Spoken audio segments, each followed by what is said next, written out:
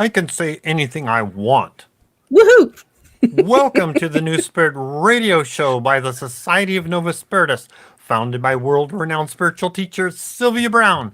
Today's date should be June 12th of 2024. Coming to you live from California, both NorCal and SoCal are your hosts, Reverend Tom Bigley and, yes, Reverend Catherine Taylor. Hello. Playing audio segments we call Messages from Spirit. Why? Helping you understand the fundamental question, what are we here for? These segments are recorded trance sessions from Francine, Sylvia's spirit guide. So for new people, Sylvia was a full trance medium, which means Sylvia contracted to let her and Francine's essences exchange places in Sylvia's body. And we think of our bodies being similar to a car. One driver gets out and another driver gets in. This allowed Francine to share spiritual knowledge with us directly from the other side. On occasion, another master teacher and healer, a guide named Rahim, would exchange with Sylvia and present us with spiritual information as well. Francine and Rahim shared directly from sources like the Akashic Records, Mother and Father God, our spirit guides, Christ, and many others. And meanwhile, during trance, Sylvia would sit on a nice bench in a rose garden on the other side. And here are our hosts, Reverend Catherine Taylor, actually that way, and Reverend Tom Bigley. Wonderful. So yeah, so now you're witnessing our technical challenge at this moment. So it's not us, it's somebody else at this moment. But hey, we're here. She made it here. We made it here.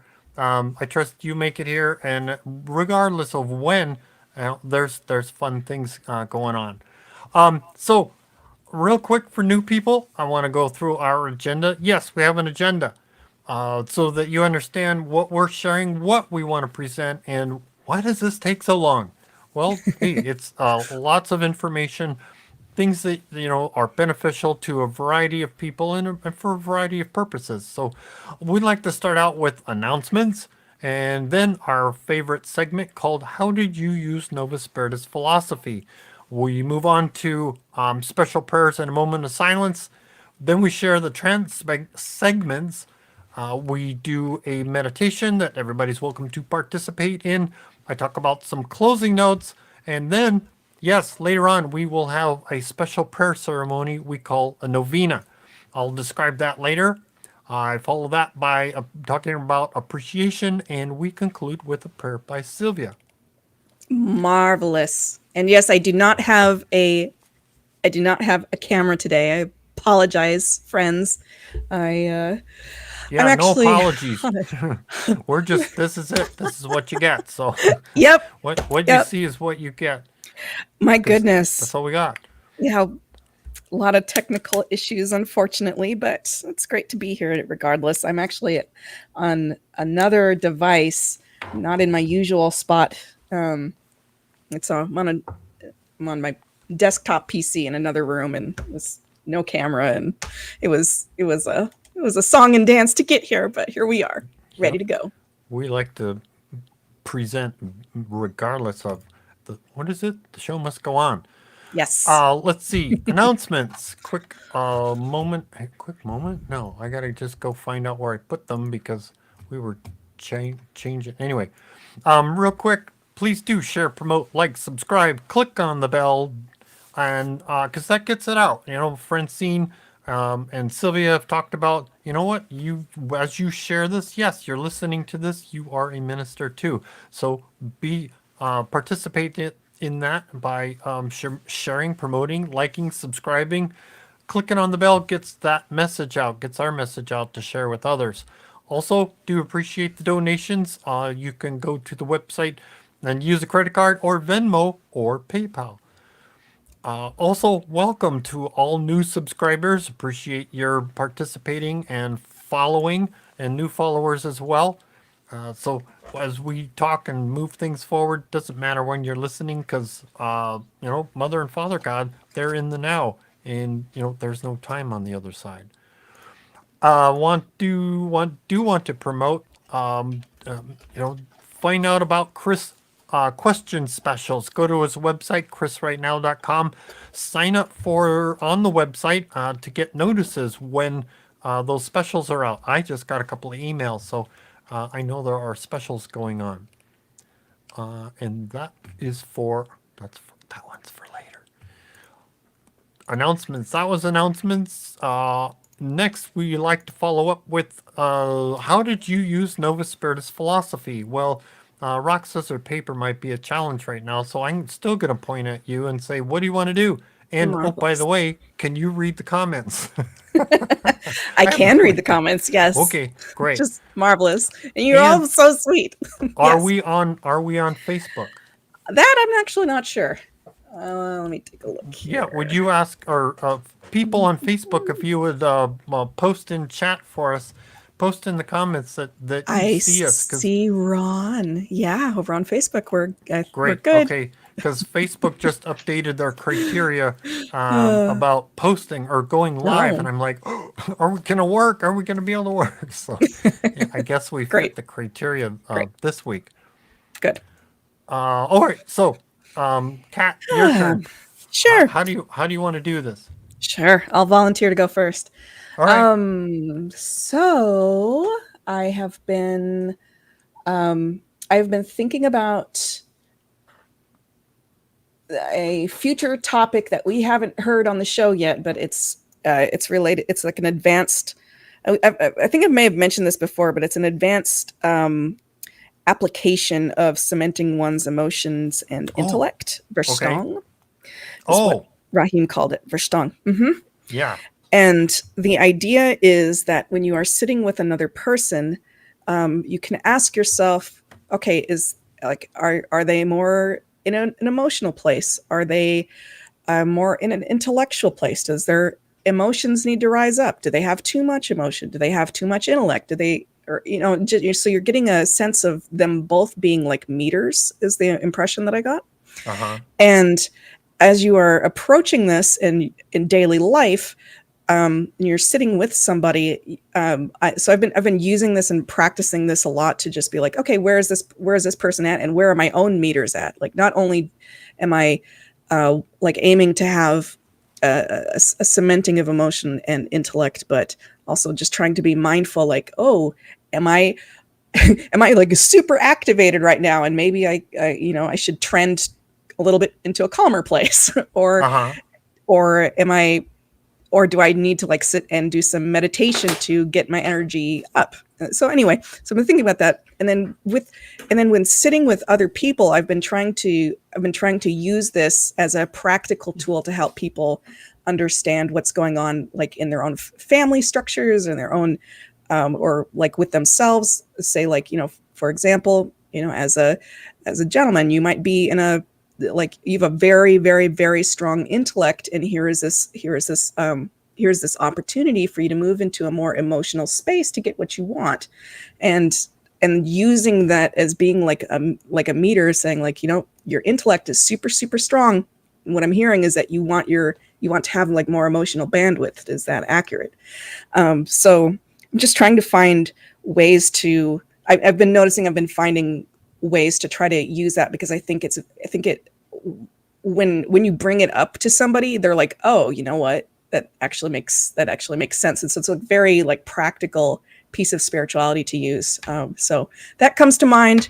That was great. And even in there was this opportunity to be frantic right before right before Yes. the show, and I was just like, nah, no, we're just gonna do this. And I appreciate you, Tom, so much, and appreciate our community so much, and just Oh, meeting the moment to now to rise and go forward. Yeah. you're in your memory of Verstang. Yes. Um, can't you also ask, just like you were gonna try and do hands-on healing, but you don't put your hands on the person, to ask them to be healed? Can't you also ask for their Verstang to be elevated? Yes, you can. Yes. So Rahim did mention that we, in our spirituality, like our awareness of ourselves, we can look at, like, sit with another person and say, let me try to meet meet them to help balance them out and like ease them into a place that feels like a little bit more healthy. And if you think about that, that's something that we naturally do anyway, but we're just putting words on it, right? So if you see someone who is super, super upset and they're very, very emotional, what is it that we try to do? Like sometimes we try to join with their emotions a little bit and say like, oh, that sounds extremely upsetting. Yeah. That sounds really that sounds like a horrible thing that just happened. And so But if we're a guy, we try and fix it first. Right. If you're a It's guy, not you try. helpful. Yes, and that's a great thing to be aware of. But anyway, you can kind of like get a sense for like which track am I approaching, trying to assist this person with. Sometimes it's correct to be like, okay, I sense that there's a lot of emotion going on here, and trying to approach it in an intellectual way with maybe heart logic. If it's a woman who's upset, you're a man. Like I appreciate when someone approaches me with logic and they're trying to reach through, but you do it with heart logic. So as Sylvia says, so now evidence that there's now research showing that when you make that emotional connection with somebody, you're physiologically the two of you synchronize. Interesting. The heart rate, I don't recall which brain waves connect, but there's studies showing that when two people make that connection in conversation, they synchronize, and that's one of the I'm reading about. That's like one of the keys, or what's the right word? One of the keys to being a good communicator is connecting with them, so that you're helping. You're synchronizing with them, but I would also think a step beyond that is helping them adjust to calm. But I guess the connection, making that connection so the two of you synchronize, is kind of like a no trust and like kind of thing that will really help you connect with that other person. That's beautiful. I recall a professor who I just had amazing respect for, very, very spiritual individual, and she said, what she would call it is like an emotion. It's like when you are sitting with someone and you're trying to be helpful and a healer, and it's the same thing as a parent sitting with a child. You are an emotion regulation partner. Okay. Your nervous system and your body does start to help. An emotional support animal. Yes. Yes. It's great. Cool. Yeah. So first tongue. That's where I've been, and just being kind to myself and trying to practice. I'm taking my supplements as suggested and recommended, and I followed up with making a doctor visit because I haven't done that in a while, and I thought, it feels like it's a good time to do that, especially since we always tell people go to the doctor. Yeah. So, but I'm fine. I just want to go get a checkup. So. Cool. Yeah. All right. How about you? Me? Yeah. We're between myself and Rosie, my partner, we're more often finding our attention is being drawn to clocks with Trinity numbers on them. And what's fun is if you catch it in time, we text the other person. That's great. So it's like, so they get to see it too. They're made aware of it too. So that's been a fun back and forth exchange. That's neat. Have you, are you turning it into a practice at all of like taking a moment of reflection or a moment of appreciation? Like what's your... That's a good point. No. That's totally okay. It's more of, yes, it does shift the focus for a moment of whatever we're doing, but but that's a fun point. That also could be used as a time to say, okay, maybe I need to really shift my attention off of what I'm doing because, um, or make an assessment. Am I like, is my stress level, high, and I need to take a moment and just say, okay, stop. Snap my Mm-hmm. wrist and say stop, and readjust. That's a fun point. Could go along with that. It's for me, what that's telling me is it's a helpful reminder. I'm at the right place at the right time. So it's kind of like I'm doing okay at that moment, and it's a for me it's like fun to text the other person and say, hey, we're doing okay. That's But marvelous. I also like your idea that okay, maybe I need to add to that because you really got to text faster. You might miss the time. So once I've done that, then I can stop and say, hey, wait a minute. Do I need to reassess? Is my anxiety too high? Do I need to Oh. stop for a moment and take a breath and reassess? The situation. Well, even if it, yeah, I mean, I'm sure you could turn it into anything that you wanted to do. Same thing with any of our listeners. If you do anything, sing special times on the clock, would be interested to hear what you turn it into. E- even if it's just like a moment of saying like this is the fun thing that we do. If we see the clock at this time, we text each other and just have a moment of Oh saying I yeah, love you. That's so yeah. like that's super sweet. That's absolutely adorable and spiritual too. Cool. Love it. Love it. What do we got for comments? All Has right. anybody been doing homework, or are they just like, Yes. I don't care about this? Just kidding. Hello to Johnny who just joined us on Facebook. Great to see you. Hello to everybody uh, on YouTube.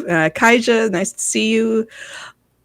Ramona says, I have asked God to help filter my words to people, asking them to help me say the right things. That is lovely. It's something I do too. I feel like I stumble over my words just all day long, and I just say that's okay. If I start worrying about it, I'll I'll start saying prayers at the start of the day, or just to try to reset. Just say, hey, just help me calm down. Help me just know that just help my words be connected to my intent, and let me take the edge off of anything that I might say so it doesn't come out sharp. Mm-hmm. Um, Yeah, so yeah. beautiful, Ramona. Aaron, Spiritual marbles in your mouth to round I out the love words. it. I love it. I love it. Yes. Instead of eating peanut butter and crackers and trying to talk or whistle, it's like, yeah, spiritual marbles to. Mhm. Anyway, go ahead. Aaron says, I've never heard heart logic before. It's a good way to put it. Yeah, it's a lovely gem from Sylvia. She called it heart logic. Thomas shares, I'm really trying not to worry so much about stuff. That's amazing. Congratulations doing that. Even if you do it 3%, if you feel like you found something that helps you worry less and it helped you 3%, that still counts because it starts adding up over time. So fantastic. Aaron asks, what happens when you separate the logical and the emotional? Ooh, lots of bad things. Well, Ripples. that's when um, you're when you're too emotional, you're not paying attention, and you're more susceptible to absorbing negativity. Mm-hmm. And Mm-hmm. you're not thinking about what you're doing. We've talked about the emotion is the mover. So yes, we need emotion to get up and move and do and uh, um, participate, activate. But what we like to do is ask that our emotion and intellect be cemented so that you're thinking about what you're doing. Mm-hmm. Yeah, it I think And mhm, too intellectual is please. sitting down and just being in your head about what if, how could, should I? but that could have, and you're not activating, you're sitting and mulling over and spending a lot of energy in your brain instead of being active in the world. We also want to think about having that pyramid above our head, with a point down facing down. That is minimizing how much negativity we absorb, and we're asking for a better connection to our higher self. That way, it is there. There was a past trance that's talking about how that is also asking for the physical body being the emotion and the higher self being the intellect. You're asking for the emotion and intellect being cemented as well. It just keeps you spiritually from absorbing negativity, keep being connected with you. If you're looking to connect with your spirit guide or meditate, that's a way. Asking for those things also helps you connect to your higher self and get messages from your spirit guide. Fantastic. Absolutely. Um, Hello, Carolyn, who just popped on. It's marvelous that you're here. I notice. I notice. When I'm intentionally moving towards trying to notice when I'm being more intellectual, and notice when I'm being more emotional, and trying to get the two sides to inform each other on making decisions or processing information. I Yeah. just noticed that. I just noticed that I'm able to think through things a lot faster. That's something that I notice. And if you see people out in the wide world, and you see them as being incredibly intellectual and not emotional at all, or incredibly emotional and not intellectual at all, you just see Mm-hmm. them just wandering through problems, or wandering just through life, and you're just like, would you stop and like give this some thought? Like you're not getting anything done. And it fosters mental illness, it fosters bad relationships. So it took me a while to feel like I built up some awareness of what exactly Sylvia meant and Francine meant when they said, cement your emotion and intellect together. I'm like, oh yeah, well, that's a novel idea, but what exactly does that look like in process? But I think And for me, and it's over time, awareness. Hmm. yeah, awareness. But ask your spirit guide to help point out when you True. are and when you are not. Ask for the awareness of when I am, when I'm not, so that you get a sense of learning. Okay, this is the this is well, so you can learn. You get a sense of when you are and are not. Absolutely. So I got one more question here. Is from Alyssa. Is the silver net a tool we can use to surround us to keep negativity at bay? Yes. Yes, there's Ah, there's a great tool. meditation. Both Sylvia and Francine. You know what? That's funny because yes, both Sylvia and Francine have used that meditation. There's a fun meditation where you're visualizing yourself, I guess, up in the middle of space, and you're asking for the upside down pyramid above your head. I think it might be even a crystal pyramid above your head, and you're asking for that net to surround you, and you tie a knot in the bottom of it so it's not open on the bottom. That's really, yeah, it's fantastic. Silvernet, well, we're told from Sylvia and Francine and Raheem, excuse me, that they see negativity get caught in the net itself, and it just gets tangled up. So that's a really, really good thing. And silver is, of course, Mother Asna's color. So yeah, it's a very, very strong, very effective tool. Absolutely. Just drape it all across your apartment or your home. There you go. All right. Thank you, everyone, for your comments. And now I'm wondering if Tom has the next thing for us. Yep, special prayers. Marvelous. So if you know of someone or you've got something, just be visualizing what that need is, what that outcome is. We're going to ask for Mother God, the archetypes, archangels, and even our spirit guides to get involved to help influence the situation that you're thinking about, you're visualizing, to get help for that in some form. So we're going to take a moment and we're going to ask for all of them to get that energy out and help whatever that need is. So we're going to put our palms upward on our in front of us and asking for that connection. And so let's take a moment of silence and tell them to get out there and help. Mm-hmm.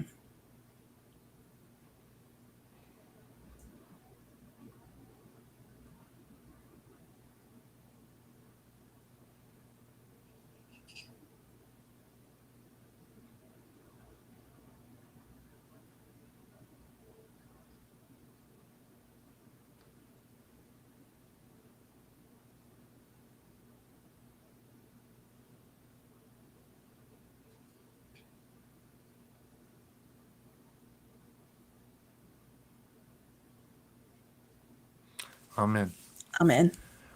Yeah, and yes, these special prayers that whether they're posted on the Sunday service or on here or wherever, yes, those are public. If you want to do something, a private prayer request, you can go to our website, novus.org, and find the prayer chain and post it there if you'd like to do something private. Also, be the prayer. If you see a need, fill it. We've got that. What's up? Where are, oh, okay. Trying to read my notes and I'm having trouble with that. Cool. I think we're doing pretty good on that other topic. Wow, YouTube just doesn't like us either. Oh, there we go. We're back on. What's If you are streaming challenged and you want to listen in while we are live, we have a conference call number you can listen in on, and that number is 888 534 2696. So if you're somewhere like in a car or you've got some challenge with the internet or something and you want to listen in while we are live, yes, use that conference call number. But I do appreciate that you stay muted so that everybody enjoys the trances. Now we're up for trance segments. Fabulous. Okay, so we've got 2 segments for today. Again, they're just a little bit longer. So we're finishing up Francine talking about a talk on the very start of humanity. So first segment, we have her commentary on freedom and freedom of speech can be wonderful but deadly. It should have been freedom of speech within the moral or the truth. They use freedom of speech to be a hammer of hate. Total freedom of speech can be used in very unspiritual ways. Some conversations about the Ark of the Covenant's location. Egyptians are not curious people, according to Francine. Some talks about early cultures. Civilization should have been called corruption. Then we're going to hear about the holding place and some talks about some commentary about how dark entities are a necessary evil. Cool. That's a lot of wide variety of topics. So, great. Everybody, take your notes and enjoy the conversation. Here we go. And it's almost like what Sylvia says, a catch-22. In your Declaration of Independence, as Sylvia says, the Christian coalition is neither is a Declaration of Independence. It did not make anyone independent. What it did was create another control factor, such as, freedom can be a control factor in itself. Freedom of speech can be deadly. It's wonderful, but it's deadly. Because that means that anybody can say anything without any retribution. Yeah. It should have been freedom of speech within the moral or the justice or truth. And pedophilia cannot be freedom of speech. No. We're now into the morals. Now, this is exactly what you were saying. If we use technology in a way that's moral, what a marvelous thing that would be. But they use freedom of speech to be a hammer. In other words, I can put up anything, says a person. I can say I hate Jews and blacks and I want to be Ku Klux Klan and hate. And see, that never brings about any good. The minute hate goes up and control goes up, spirituality goes down. Yes? Did the Atlantis bring their advanced technology with them, and is this what's on Yes. the Sphinx? This is exactly, yes. And is this on the Sphinx? Under the Sphinx. And that's what actually the Ark of the Covenant was. It was a generator. It was a type of computer. And do you know when they're going to find it? When they're going to expose it? Well, if they'd listen to me, but nobody's asked me, it's under the, and there is a shaftway that's very, very well diagrammed, and for some reason, and if any of you are going to Egypt, you're going to see what I'm telling you, because I'll be there with you, of course. The Egyptian mind is the most non-curious mind that I've ever encountered. I think it's marvelous that they live and let live, but they have no curiosity about anything. And I think it's because mainly they've lived with it so long. Yeah. You could tell a true born and bred Egyptian that there was a secret, unless it were gold, that there was a secret place that was under the whatever, Cheops, and they'd say, and go to market or something. I'd like to get back to Egypt in a moment, but first, my heroes of history have to be the Greek culture for the brilliance of their mind. They're also the Celtics. Well, my question for you was, yes, okay, so they came from, help me, Orion, thank you. Orion. Now, did they bring that knowledge with them, or was that just part of the Oh no, that's plan? part of the culture. Part of the plan. Look at the early cultures and how much beauty they brought, because they were so fresh. See, they were like babies. Look what a baby brings to the party. Joy. The baby brings joy, unbridled naivete, I can do anything. That's the way we were when we first hit. That was a golden age of Rome. That was a golden age of Greece. That was a golden age of Africa, Asia, early medicines. But as so-called, in quotes, civilization took over, which again is neither civilized or a way of life. They talk of the social civilization. It is neither. It is not social nor civilized. It began to disintegrate. Your civilization is what's killed things. We should have called it corruption rather than civilization. Oh, yeah. Well, mankind corrupts everything. Now, can we go back momentarily? Some of us are going to Egypt. Will all of us return Yes. alive? Of course. I wouldn't let you go and be dead. So I Yes. guess the trip's You on. were talking before, Francine, about medicine and the technological aspect of medicine merging with the holistic. And then you start talking about the superhighway communication. When is mankind going to begin to realize the mental telepathy and thought transfer rather than going all technical with, like you said, the cyberspace and satellites and everything? We have the ability to thought transfer. Never. Not in this planet. You can't Not do a it. mystic. But that's No. such a beautiful aspect. Well, it's a beautiful aspect, and so is a perfect society, but that isn't what you're here for. That's if you want to do that, then you could die tomorrow and go to the other side. If it was a perfect society, you wouldn't be down here. Save it for heaven. See, that's what makes me so disappointed. Not in you so much, but disappointed in the programming that you've been given. That here you're supposed to find love, hope, peace, happiness, contentment, fortune, beauty, riches, slender. I was doing good for a minute. That's not what this planet is for. This planet is for a lot of ugliness, and I don't mean in features now. I'm talking about ugliness of what we see in people's souls. Yeah. The coating we wear has nothing to do with it. The car we drive has nothing to do with us. The house we live in has nothing to do with us. Yes. So there are dark entities living in other planets that Yeah, but they've given up because you see, after tried and true, the planet that the white usually always survives. It's just that some people succumb, not to the darkness so much, but they just fall into despair.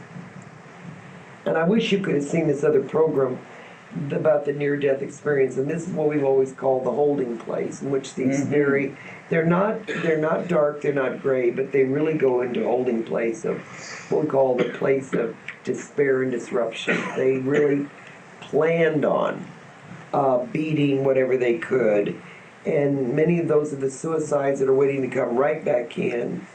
They're the people that have been really disrupted in their lives, and they're really in the holding place. I guess in many ways that's what they might have called purgatory. Yeah. Yeah. It's a purgation of people kind of shuffling around ready to come in again. Well, I'd like to expand on Jenny's question. Do I get a sense, I don't know if this is right, but the dark souls are watching Earth evolve and then spring upon it because it's new and fresh. I'm seeing, if you They're will. allowed to spring Yes. upon it. I'm seeing, is it like a swarm of bees that all of a sudden come here and get us? They are implanted the same as we all were. Well, sure. I mean, but then of course the spiritual essence hovers and waits. So is that like a dark mass that? It's just dark entities. There's no esoteria. It's just they come in, it's dark. No, there's no esoteria that I ever given you.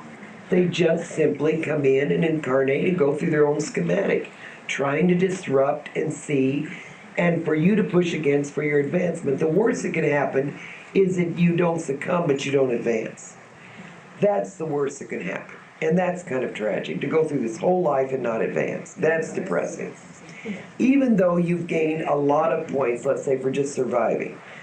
But to not be able to advance, it's like saying you can go to school and you can graduate, but do you want to graduate just barely at the bottom, scraping your rear end, or do you want to graduate, with honor roll? And then go on to become something better than you were. Oh, you all graduate and get to the other side, but the leveling up comes from bouncing against the dark. Yes. See, they're very necessary. I hate to say that, but they're very necessary. Oh, necessary evil. And that's the truth. They are necessary evil.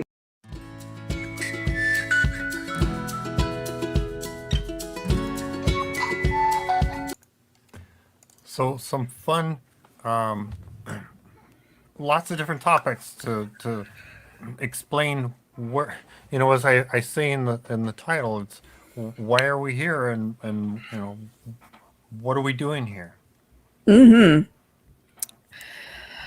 It's interesting. If anyone has questions or thoughts about what we just listened to, please feel free to share, by the way. I think it's really kind of appropriate for the moment to hear Francine talking about freedom and freedom of speech, just because it's such a hot topic in America right now. Right. Yeah. we've lost our. I did a participated in a journalism class, and an interesting point at the very start is we've lost the gatekeeper of the networks. The networks were sort of like the gatekeepers of news, and now that everybody's taking everybody else's news, and oh, by the way, there are many people making up news and claiming it to be real.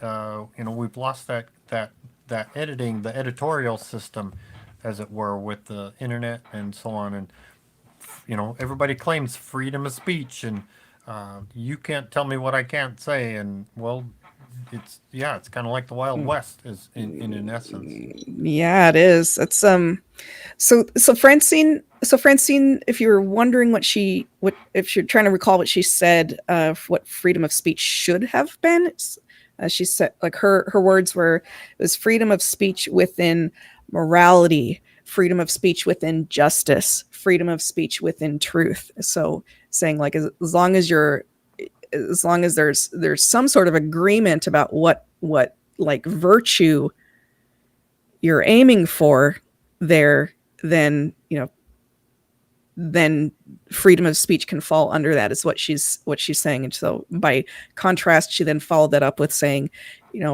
saying she said like, pedophilia, that's not Right. Right. And what's interesting is all another like fine point of morality. Well, morality is geographic. An example, I think it was like the 1970s or something. A gentleman from France, a photographer from France, brings some of his photographs over and gets arrested at the airport. Why? Because he's got pictures of naked children at the beach. It wasn't about, and his craft was not pornography. It was art, but that's part of their culture. That's how they see things. They don't have as much issue as we do with nudity. Same with England, I believe is very similar to that. Yet the material he brought over to present as art, got him in a lot of trouble. Yeah. I remember her talking about morality in the past, saying, in one, like in lots of nations, you like some people have a very very are very shocked by the thought of a woman being bare chested, excuse me. Whereas if you go to like some rural places in Africa, that's not very good. Like it's not an issue. So it's morality is in essence is geographic there. So I don't know exactly, like I don't know exactly what my thoughts would be about what an ideal freedom of speech law or guideline or policy would be. But I do like I do really respect the notion that of pointing out that if it's just carte blanche, then it can be used for very destructive means. And I think that's something that we're unfortunately seeing as a society. And it's sad. It's a scary place to be on the internet these days. And I'm like, oh boy. What comes to mind is motive. True. What's true. Your motive for your actions? Absolutely true. What about comments? Anybody sharing? Sure, yeah. Let's take a look. Jorge says, just because you can say anything doesn't mean you should. For example, hate speech can be said, but shouldn't be. Like, yes. And, and additionally, I'm certainly no lawyer, but my understanding is that freedom of speech in America is just about like the government can't censor you. So like you hear some people being like, I can say whatever I want. You can't censor me. It was like, well, private citizen to private citizen, like someone can kick you out if you're being disruptive and screaming in a theater, like, or in a restaurant, like you have freedom of there's speech, but consequences. you will also have freedom of retribution. Yeah, people are free to respond. That's right, exactly. Consequences is a better way to say that. Yeah. I think, just putting it in terms of spirituality, I feel like there's a subsection of people out there who use freedom of speech as an excuse to be as unspiritual as possible. Right. Just as an excuse to just tear other people down, be disruptive. And it just is this very like toddlerish kind of behavior in some ways. Certainly not everybody. Motive. I'm not. But that's back to motive. Absolutely. Insecurities, motive, and what are there? Anybody else sharing? Yeah, absolutely. So we've got Aaron says freedom of speech has kind of gone off the rafters. It seems like anything goes. Yeah, it does. It's wild. It's wild out there.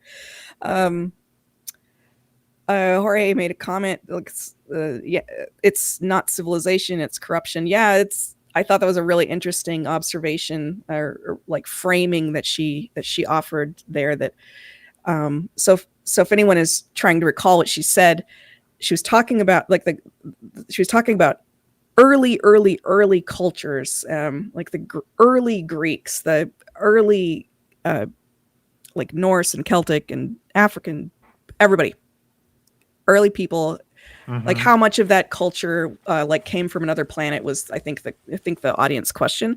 And so she was saying that those cultures that you see at the nativistic start of those cultures that really had a lot more similarities to where they originally came from, but it wasn't until civilization came along that civilization stamped out those unique traits. And so she said, in like, it shouldn't have been called civilization, it should have just been called corruption, because you lost all those beautiful unique traits of early cultures. So yeah, really interesting. Ramona says, I hope that people jump on the right bandwagon. Me too. Aaron says, it all depends if the person with the motive is telling the truth or not. Also, yeah, it's hard to tell. It is difficult. It is difficult. I'm so tentative about about what I'm listening to these days, because there's just a lot of disinformation out there and it's craziness. Yeah, so Tammy asks a question, a really, really interesting question over on Facebook. Hello to you. I'm interested in knowing if a dark entity can become light. Tom, do you have any thoughts? No. That's my thought. Correct. Yeah, that's the answer, is what we've been told is no. It's a permanent choice. Yeah, so basically, don't try and change them. Don't try and teach them. Don't try and encounter them. As best you can, based on the circumstances, just don't interact with them. Leave them be, and don't give them energy. Yep. The whole point is to get as far away from them as possible. And if there's an opportunity for justice to get them locked up, great. Like, hopefully nobody has a situation like that, but the whole point is to get away from them as quickly as possible and not stay entangled, because it just really, really is a drain. So great question though. Their job is that the analogy is the missile. Their job is to come in and just disrupt, blow things up. Yes, very disruptive individuals. To clarify, so now some folks are making comments about gray entities, and gray entities are the category of folks who have not decided if they want to be dark or if they want to commit to, say, like, that they choose God. Gray entities are a lot of people that you see as being like, sometimes they do something that's real, that feels very genuine and sincere and nice, and then something happens where they start feeling like the world is against them and life is unfair, and then they do some very yes, they can get very entitled. They can do some really, really dreadful, awful things. We were told in the past that Hitler was actually a dark gray entity. We were told that Walt Disney was a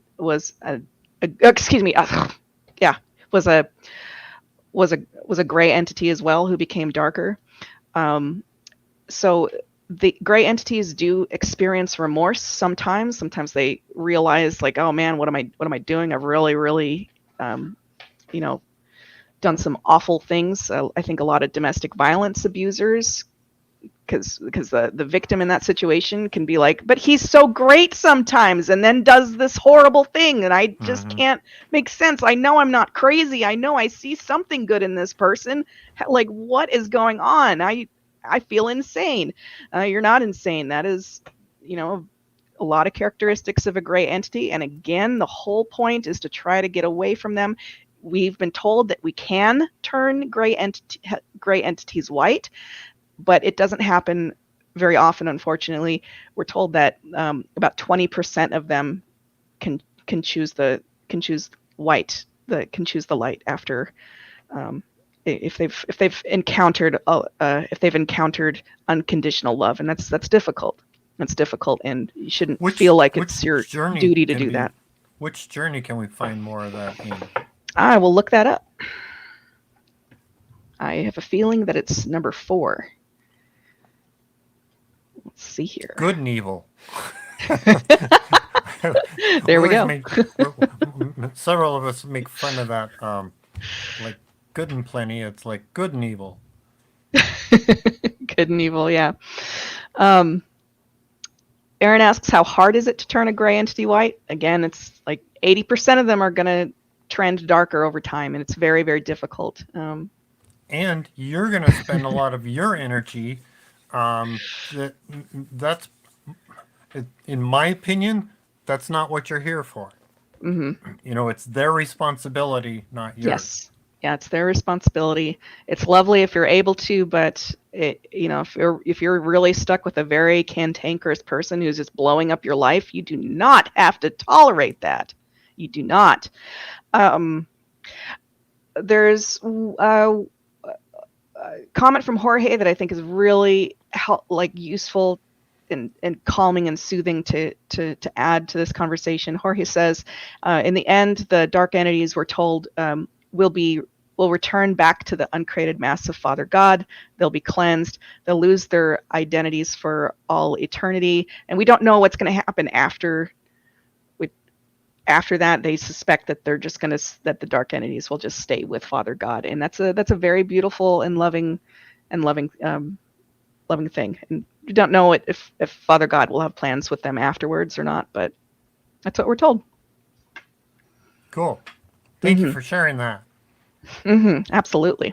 What do we want to do next? Want to go to the next one, or let's go to the next one. Yeah. Right. So this is the end of this trance, and we're going to hear about how Earth is one of the last outposts. There's another challenging outpost in the Milky Way that's starting right now. You could do 120 lives on another planet and not get as much advancement as living 3 lives on planet Earth. Wow. Yeah. Two more comments here. Our children and grandkids will have a tougher time, but many are much more warrior-like who are coming into life. And then for this other outpost that's in progress, there's about 250 mystical travelers that are planning that schematic. So apparently we are to blame. Apparently we are to blame for how crazy Earth has gotten in some respects. So from a spiritual advancement perspective. So cool. All right. Take notes. Here we go.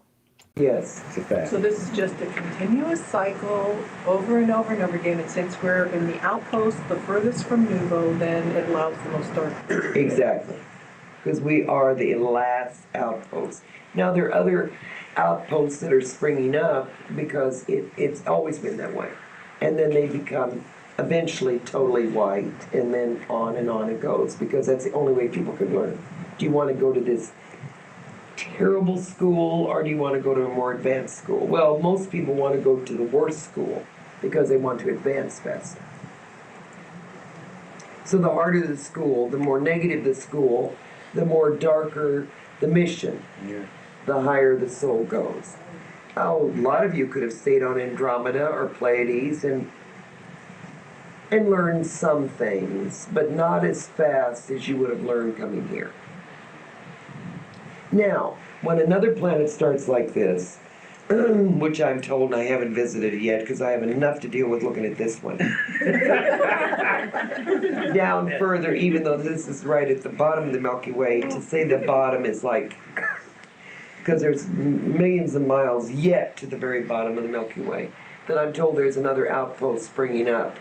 And that entities, mystical travelers, and some are coming and they're beginning to colonize. And I'm sure that none of you are going to go there because, I mean, once you've gone to one of what they call the outpost planets. You don't, you've already done that. You don't do it again. You might go to another technical planet. You might go to a more spiritual planet. You may go to a planet that's having some civil unrest or something, but nothing like this. No, you won't choose that again. The reason we incarnate here so many times is to get more knowledge in a shorter span of time versus going to other planets. Absolutely. You could go, I'd be willing to bet you right now, you could go and have 120 lives on another planet and not get as much as you could in 3 here. And that's why people will condense it and take it here. And people who've had 30, 40, 50 lives here, you couldn't get that anywhere. You couldn't possibly, there's no place in this universe as we know it, or I think in any of the other brothers of God in any other universe that you could learn as fast. Because there's every type of devilish device or insidious crime or negative emotion or illnesses that anyone could ever expect that is right here on this planet. Yes? Does each incarnation get progressively worse life? No. Goes in a circle again. It's very much like Aristotle made the famous quote, what are we going to do with the young people? They have no respect for the elders. They're running in amok. And it was Aristotle. They dress funny, they have no respect, they have surly mouths, they're sarcastic. And their music. And it could have been at any point of, but it was Aristotle, Aristotelian. 500 years BC.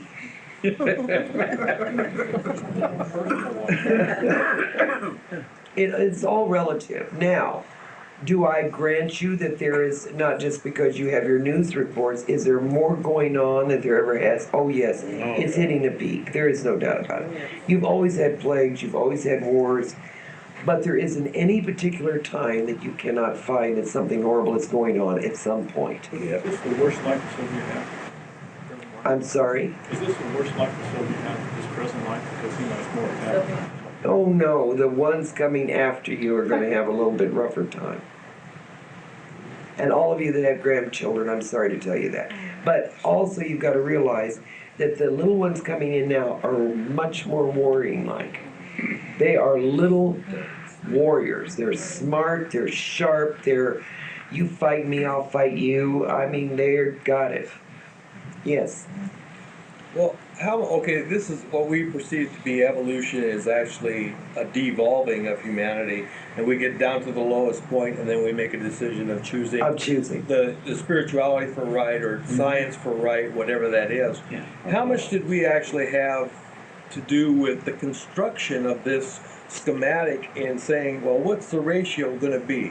At the very bottom, where's that going to be? Is it 70% dark? And how many are actually going to develop back in? We as a group chose it. And how many of those mystical travelers are on the next outpost are plotting for what we planned for that? Oh, absolutely. There's at least, I'd say maybe 250 right now that's plotting that whole schematic. And so we don't have anybody to blame but ourselves, and unfortunately. it'll be relevant to how we actually react to this evolved nature. Absolutely.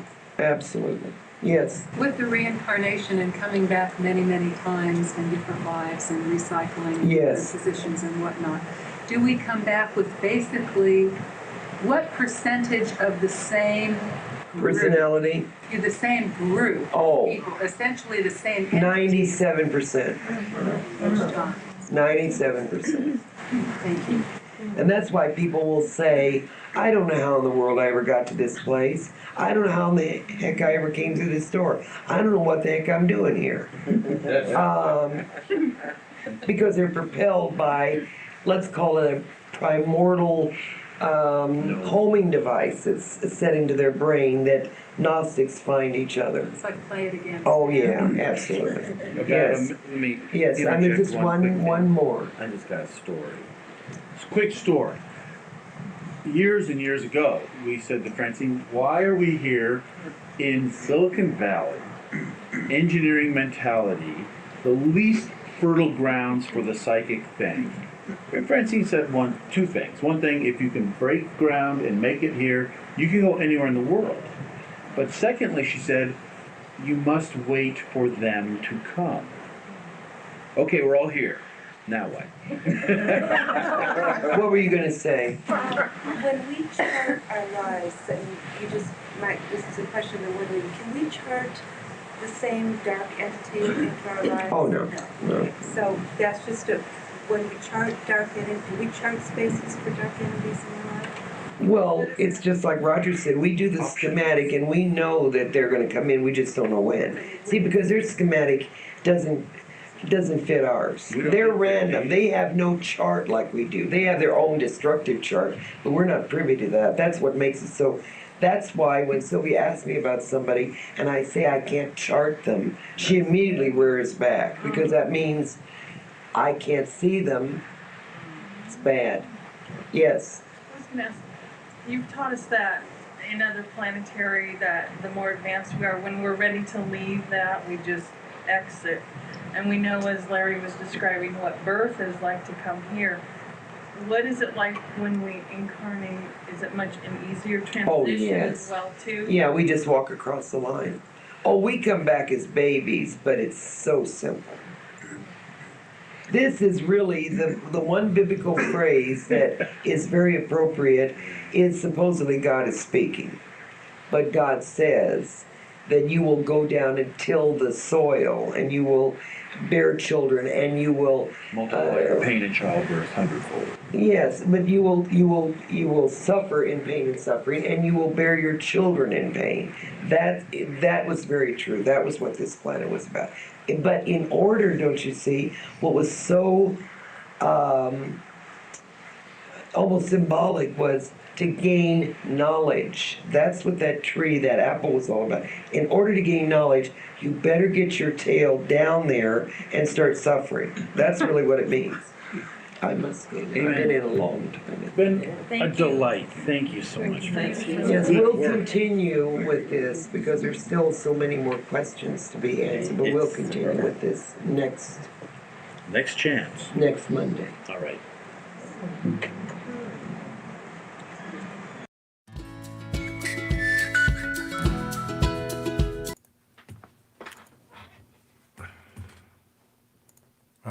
Whoops, sorry. Cool. There you go.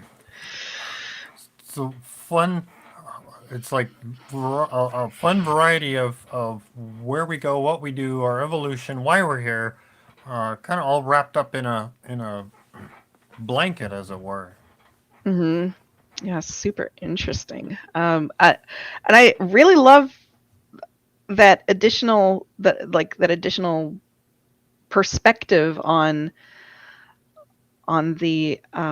Genesis, the biblical story of saying, and then God said, like, you're gonna go down, and then you suffer, and you're gonna toil and have like all those things. But Francine said there, she's like, what that meant was, if you want to learn, you better go down there and suffer. You better do it. And I think that's really interesting. It wasn't a cautionary tale, because that's the way that modern Christianity, I think, kind of interprets Genesis. There is like, it's like, oh, because that pesky Eve. Yeah, in terms of a punishment versus. Yeah, in terms of a punishment, right? Lessons learned, education. Yeah, it's a beautiful, beautiful allegory of saying, if you want knowledge, you cannot be in a perfect environment. And then additionally, what Francine said, it's like, if you want knowledge, then you better suffer. You better get down there and be in the muck and the mire and really, really go through it. So how else do you get challenged by taking on adversity? Exactly. Putting a brick wall in front of you, how are you going to move that brick wall, or are you going to go around it? How are you going to get to the other side of that brick wall? Or, whatever's in front of you, whatever got put in front of you. Absolutely. What about comments? Comments. Yes, people are talking about we're talking over on YouTube about holy water being very effective on situations and people, so much so that somebody suggested we need a super soaker holy water gun.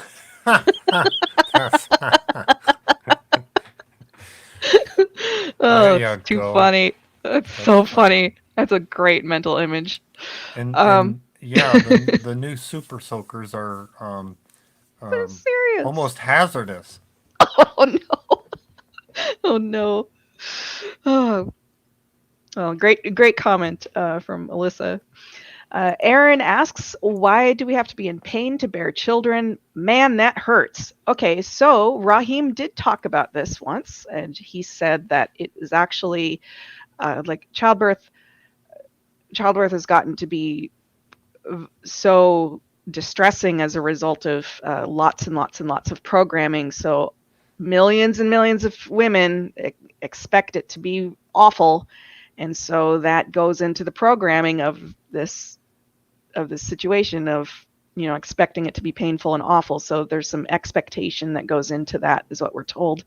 What I do think is really interesting, and this shocked me, as I saw a documentary of birth practices in other countries that are not westernized, and that's not like this lady in Africa went down into a pit that she had dug over time, and she held on to a pole that was suspended over at the top of the pit, and she was just used natural gravity and gave birth by herself, didn't have assistance, picked up the baby, put it strapped the baby onto herself, cleaned it up, then went back to the fields. And it wasn't this fraught,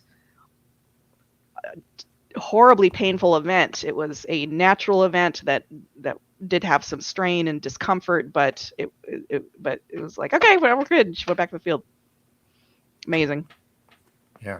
So that's what I'm telling I don't know. That's what I'm trying to hold on to help with positive programming. And my previous wife, we participated in hypnotic birthing.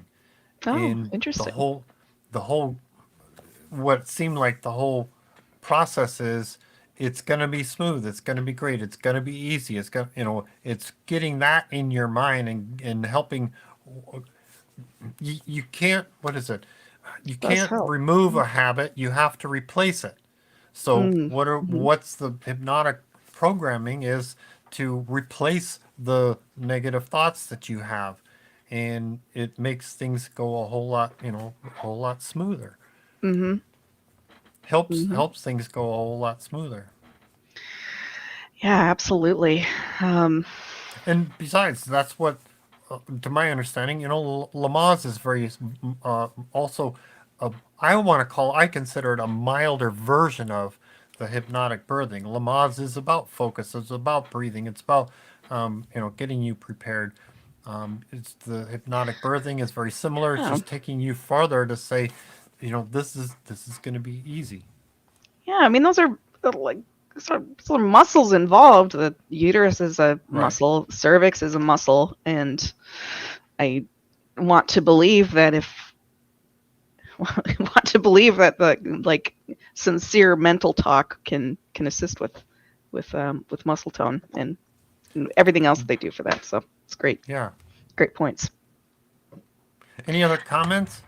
Yes. Alyssa says that lady was like, I had a baby, whatever. Yep. Yeah. I see here.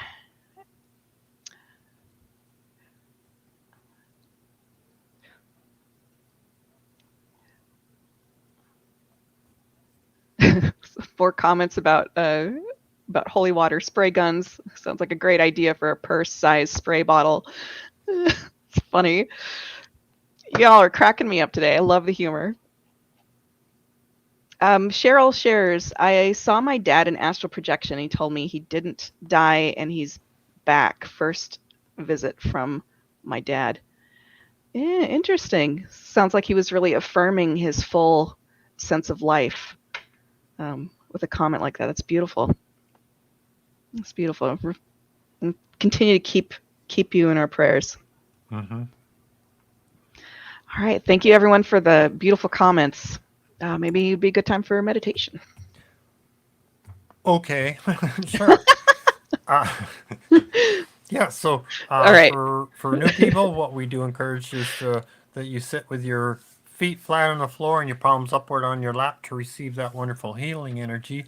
If you want to do something more extensive, go ahead and get yourself find a comfortable place to sit with your feet flat on the floor. And oh, you know what? I gotta go get it. In the meantime, while I'm pulling out this meditation here, for those of you that need to pay attention to what you're doing, don't pay attention to us, but by all means come back and listen to the wonderful meditations in the on demand. And for the rest of us, we get to share in a nice meditation. So enjoy. Find yourself a comfortable place to sit with your feet flat on the floor and your palms upward on your lap. Now, take 3 deep breaths to start relaxing the mind and the body.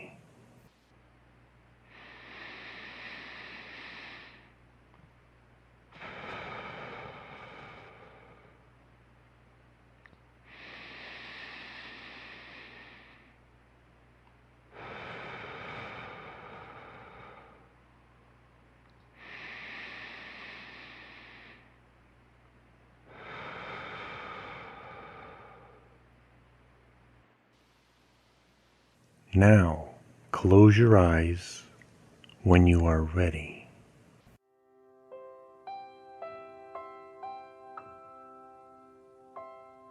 Sending out love.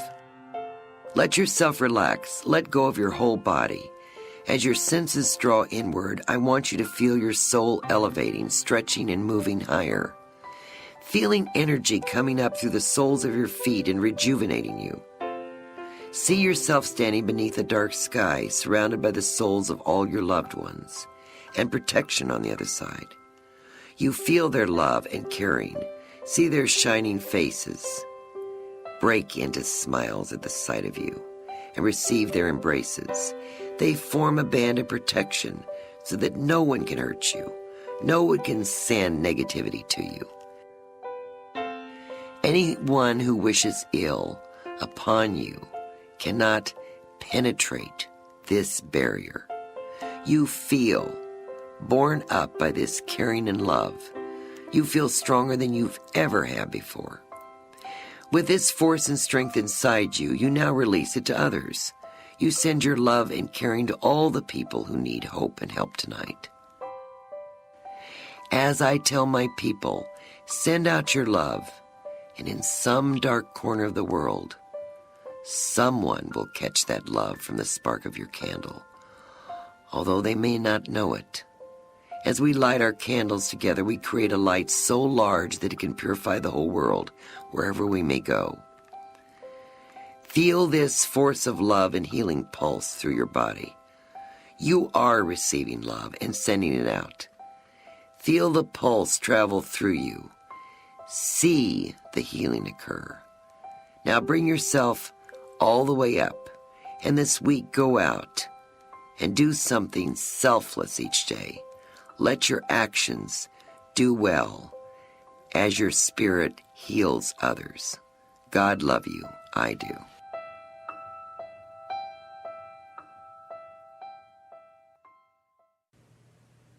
Now, on the count of 3, come all the way back. 1, 2, 3. Fully and totally alert.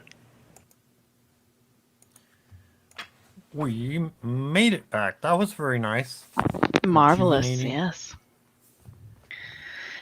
Doing one selfless thing a day. That's that one good deed a day that we were talking about last week, I think. It's great. Otherwise, if you have any questions about what we shared, feel free to post in chat or email us questions to cat@novus.org, tom@novus.org, or newspirit@novus.org. I forgot we had that. Ooh. Yeah. So we appreciate listeners, both live and on demand. Show your appreciation for New Spirit Radio by sharing, promoting, liking, subscribing. Also, check out our websites, novus.org, sylviabrowne.com, chrisrightnow.com.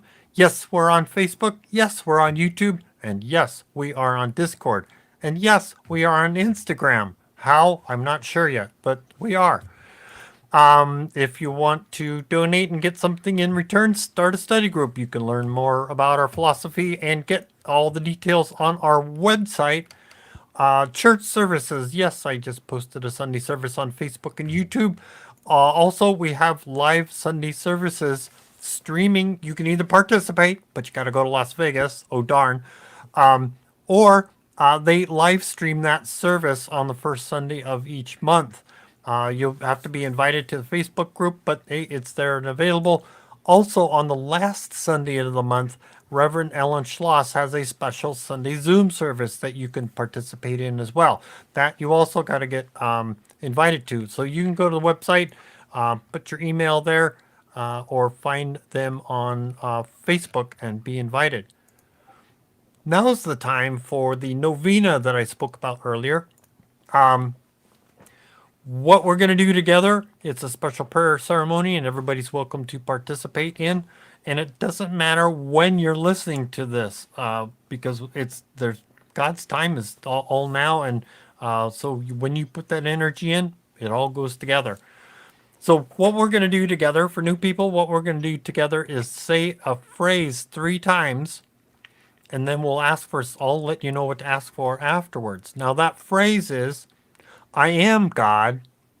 I am part of God. I am God. All things are possible because I am God. So we'll say that together 3 times. I'll lead us off. What does this apply to? Well, we've heard Francine, Raheem, and Sylvia talk about, that we are a spark of God. And it follows our tenet number 10 that let no one convince you that you are less than a God. Do not let fear imprison your spiritual growth. So what I encourage that we all picture us in a large room holding hands together, and I will lead us off. We'll say this together. So here we go. I am God. I am part of God. I am God. All things are possible because I am God. I am God. I am part of God. I am God. All things are possible because I am God. I am God. I am part of God. I am God. All things are possible because I am God. Now, ask for things for yourself.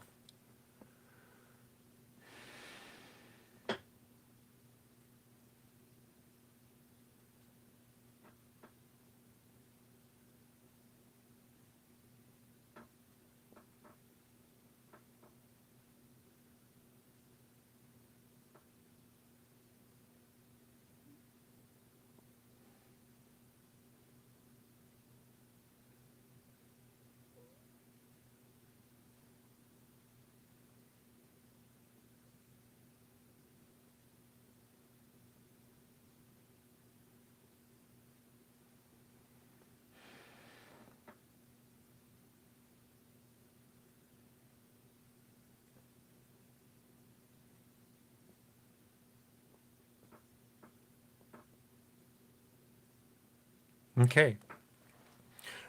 Here we go. I am God. I am part of God. I am God. All things are possible because I am God. I am God. I am part of God. I am God. All things are possible because I am God. I am God. I am part of God. I am God.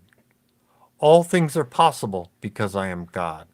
Now, ask for things for others.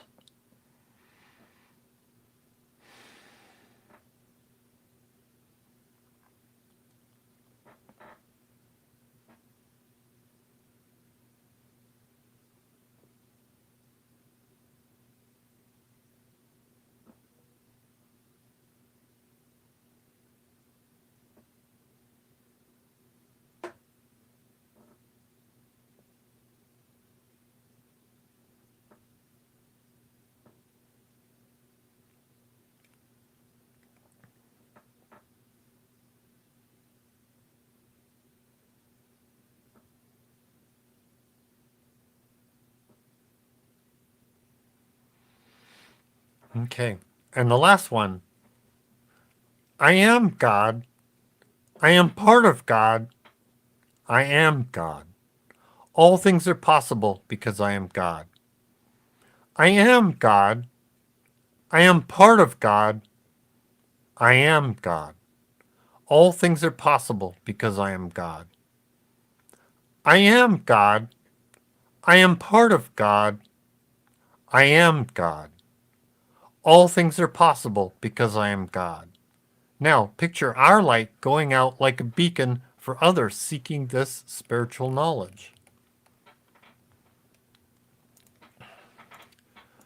So the next fun participation activity here is what I encourage you to do is think of something that you're appreciative of from last week, hold that memory, and carry it with you into next week. That's going to help you stay uplifted and emotionally elevated.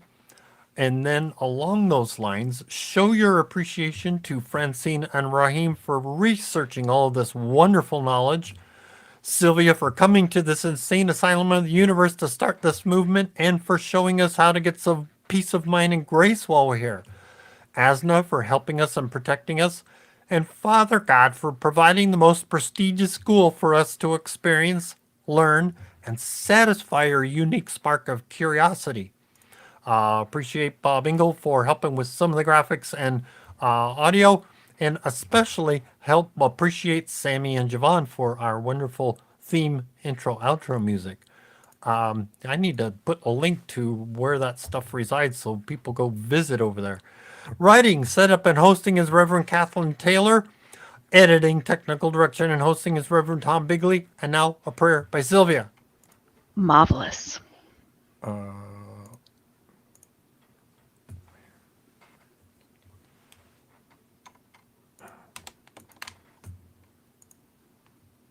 Yep, here we go. Prayer by Sylvia. Winter solstice prayer for evening.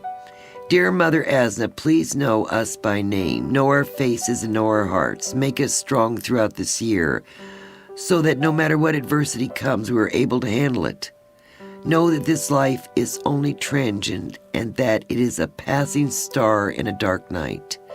We also ask as we pass through this dark night of life that we be like a streaking comet, that we give off brilliance so that everyone that follows after us will be able to know us, that the name of Gnosticism will be on everyone's lips, and your name, dearest Mother, will be heralded throughout the world.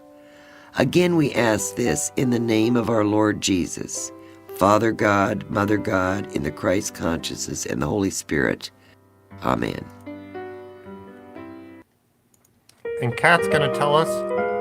Love you very much. Please take care of yourselves, and we'll see you next week. No tech issues. For so long we have ignored you, as if you were not there.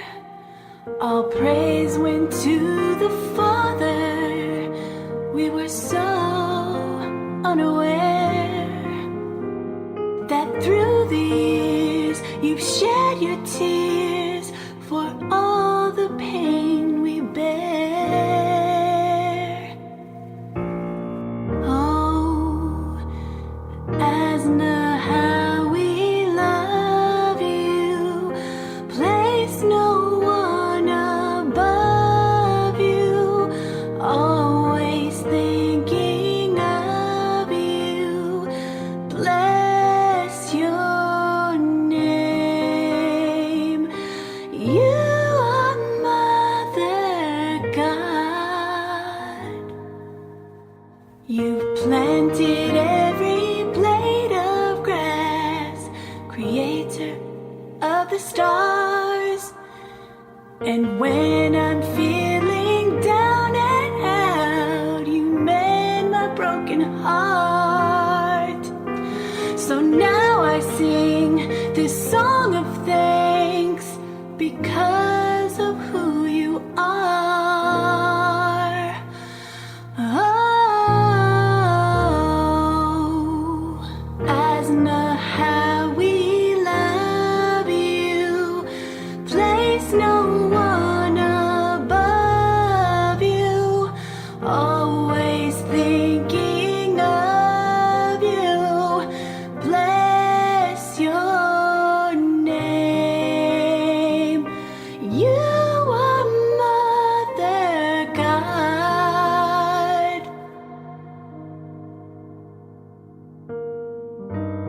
You're more than a friend to me.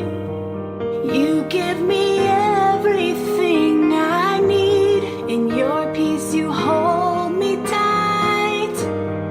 You are the bringer of the light. With no fear we boldly stand. Because you hold this world in your hands. You are the truth. You are the hope and love we never knew. Oh, Asna, how we love you. Place no one above you. Always thinking of you. Bless your name. You are Mother God.